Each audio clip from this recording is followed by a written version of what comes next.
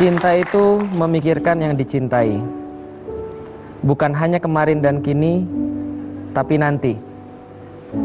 Mari kita berbicara tentang masa depan, agar hari esok yang dijelang bukan suatu kesengsaraan. Ada hal yang jelas harus dipersiapkan, mana yang boleh dilakukan dan mana yang harus dihindarkan. Bila engkau lelaki, engkau harus tahu arah saat melangkah. Bila engkau perempuan, seharusnya tahu bagaimana bertingkah. Kita bicara masa depan karena ia tidak semudah yang diperkirakan pemuda-pemuda yang lalai, juga tidak sesulit yang diceritakan perempuan-perempuan yang bercerai. Setiap muslimah tentu saja menginginkan lelaki yang bertanggung jawab, yang menghargai kelebihan kebaikannya, dan yang memaafkan kealpaan kekurangannya.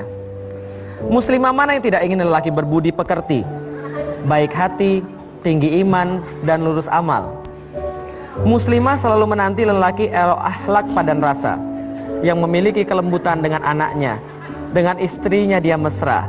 Muslimah mana yang tidak mendambakan lelaki yang bisa mengawalnya jauh dari neraka dan membimbingnya menuju surga Allah.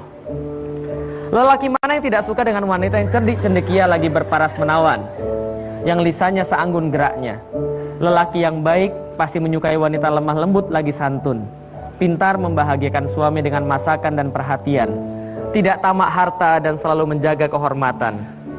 Lelaki mana yang tidak memimpikan wanita yang mendukungnya dalam kebaikan dan mengeluarkan kebaikannya, dirindukan bila ditinggal dan menyenangkan bila berjumpa.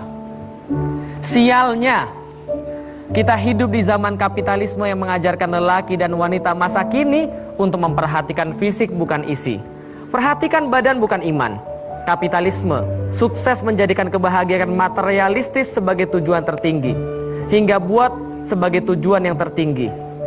Maka hedonisme, anak kandung kapitalisme, sukses menjadikan lelaki hanya peduli nikmat sampai batas kulit.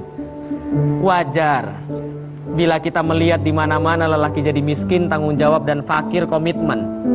Bila lelaki yang tidak lulus ujian tanggung jawab dan komitmen, merekalah yang akhirnya masuk dalam jurusan pacaran.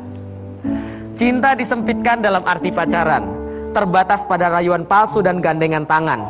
Padahal pendamping yang saleh tiada pernah didapatkan dari proses pacaran, karena kesalehan dan kebatilan jelas bertentangan. Hak dan batil tidak akan pernah bertemu, bagaikan fata morgana yang janjikan kemuliaan semu. Bagaimana bisa lelaki yang sudah memahami pacaran itu perbuatan yang dilarang oleh Allah, memaksa dengan berbagai alasan agar engkau berbagi dosa dengan dia, melawan Allah? Lalu yang seperti ini bisa jadi panduan setelah menikah. Sebelum halal saja dia sudah berani katakan sayang kepadamu. Jangan heran bila setelah dia menikah, dia berani katakan itu pada wanita-wanita yang lain. Toh sama-sama bermaksiat pada Allah. Jika sebelum akad saja ia sudah berani melabuhkan tangannya pada tubuhmu, jangan heran bila setelah menikah ia mampu lakukan itu pada wanita-wanita yang lain. Toh sama-sama dosa pada Allah. Yang tiada takut dosa saat sebelum menikah, tentunya jangan harap ia takut dosa setelah menikah. Terima kasih. Assalamualaikum warahmatullahi wabarakatuh.